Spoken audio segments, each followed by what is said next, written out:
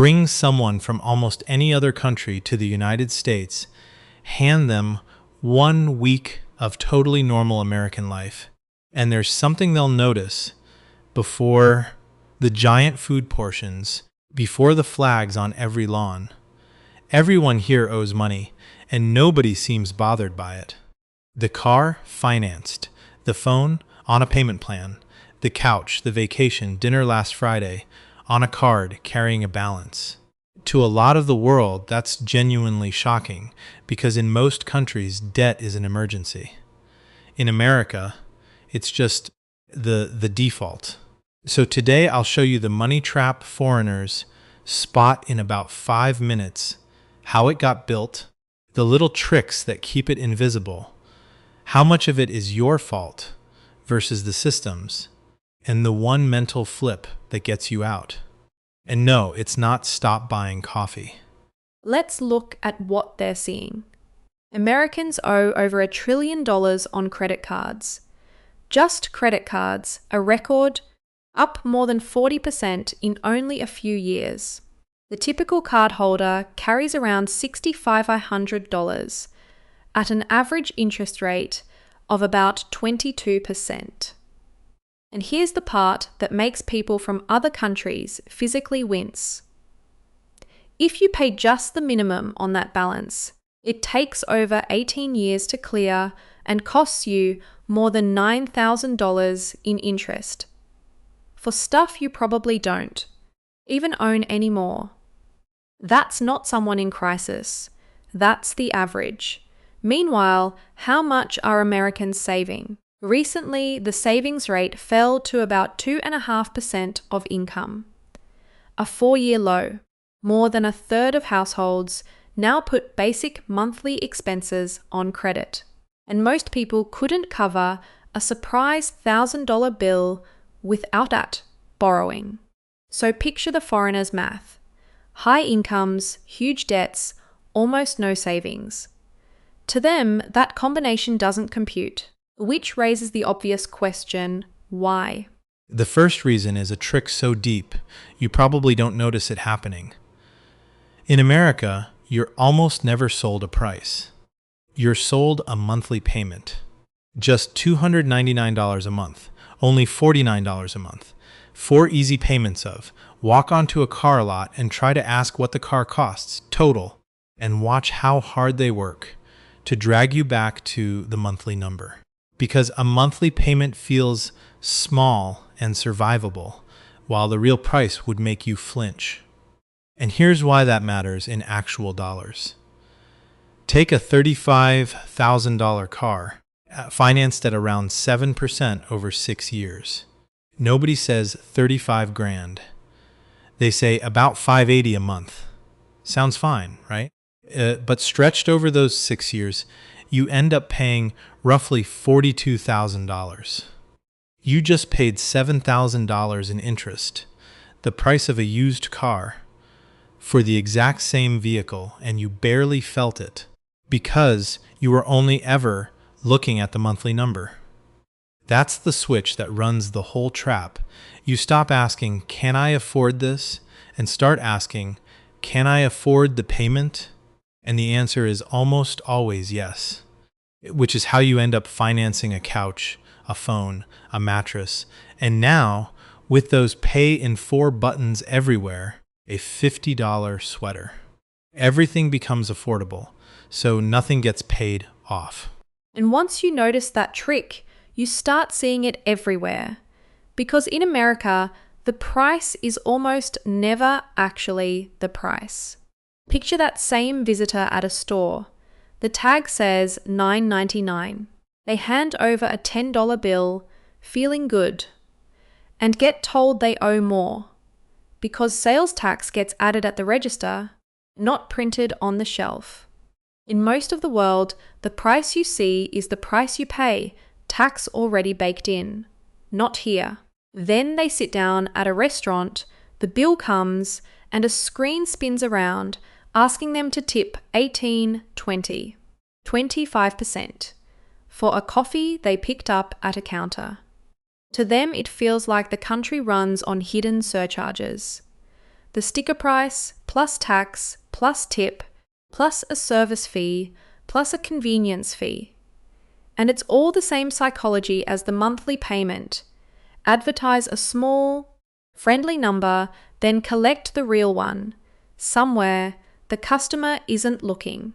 Once you see that the price is never the price, the $1 trillion in credit card debt stops looking like a mystery and starts looking like the natural end of a whole system built to keep the true cost of things slightly out of view.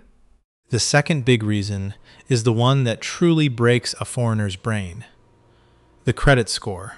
In the US, there's a number that helps decide whether you can rent an apartment, get a mortgage, sometimes even land a job. And here's how you build that number: by borrowing money and paying it back. Read that again. To prove you're responsible with money, you have to go into debt. A visitor from abroad hears that and says, "Wait, you have to owe money to be trusted with money?" Yes. In America, having no debt history can actually count against you. And it gets stranger. The score even rewards keeping credit around and barely touching it. Use too much of your limit, and your number drops. So the system doesn't just allow debt. It quietly requires you to keep a relationship with it. And it enrolls you young, with student cards and starter limits, before you really understand the rules you're being scored on. You're playing the game before anyone's explained it. And once you're playing, the balances tend to follow. Now, this is the part most videos on this topic skip, and skipping it is unfair and just wrong, because it's not all reckless spending. A big chunk of the difference is structural. In a lot of those high-saving countries, the government catches things that, in America, you have to catch yourself. Healthcare? Largely covered. Retirement? A serious state pension. College? Often free or close to it.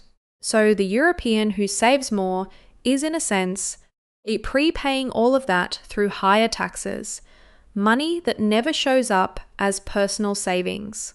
The American has to self-fund the same safety net out of pocket. And the risk isn't abstract. Remember that most people can't cover a $1,000 surprise. Well, this one trip to the emergency room can be 10 or 20 times that. A single medical bill can erase everything a family saved, overnight, through no fault of their own. That's a risk other countries hand to their government, and Americans carry personally. And here's the nuance that surprises everyone. Americans aren't actually broke. US retirement accounts just hit a record, over $40 trillion. So the real picture isn't lazy spenders. It's a country that's often liquid poor and debt heavy, rich on paper, thin in the checking account, carrying expensive balances in between. The trap is real. It's just not the morality tale people assume. So why can't most Americans see any of this? Because everyone around them is doing the exact same thing. When your friends, your coworkers, your parents all have car payments and card balances, debt stops looking like a trap and starts looking like weather. Just the normal condition of being an adult. You can't spot the water when you're the fish. That's why it takes an outsider about 5 minutes to see what a lifetime on the inside makes invisible. And the good news, once someone points at the water, you can't unsee it. So let's get you out. Here's the exit, and it starts with one flip. The flip. Stop asking what's the monthly and start asking what does it cost? Total price. Every time. That one question diffuses the whole trap because it drags the real number back into the light and makes financing feel like what it is. Paying extra to have something now. From there, 4 moves. 1. Treat a carried balance like an emergency, not a lifestyle. At 22%, That balance is the most expensive thing in your financial life. Attack the highest rate one first, like your money's on fire. Because it kind of is. 2. Pay yourself first on autopilot. Don't try to save what's left. There's never anything left. Just automate a transfer the day you're paid. And build toward that European-style savings rate 1% at a time. 3. Kill the silent recurring payments. The monthly payment trap doesn't just live on car lots. It's hiding in your subscriptions, your just $12 a month apps, the free trials you forgot to cancel. Go find 3 you don't use and cancel them today. Each one is a tiny version of the same trap, quietly running in the background. 4. Use credit as a tool, not a home. Keep the card, use it, get the score, pay it in full. Win the credit score game without living inside it. So, the money trap foreigners notice instantly isn't that Americans are bad with money. It's that the whole system is built so that owing feels normal, sold as monthly payments, hidden behind a price that's never really the price, enforced by a score you build with debt, and disguised by the fact that everyone's in it together. But you don't have to play the default game. Ask what things actually cost. Treat balances like fires. Pay yourself first, and cancel the quiet little payments bleeding you in the background. Do that, and you win back the one thing the trap is designed to take from you: margin, breathing room, the gap between you and the next emergency. If this made you see your own money a little differently, subscribe. I break down one money idea like this every week. The stuff hiding in plain sight. See you in the next one.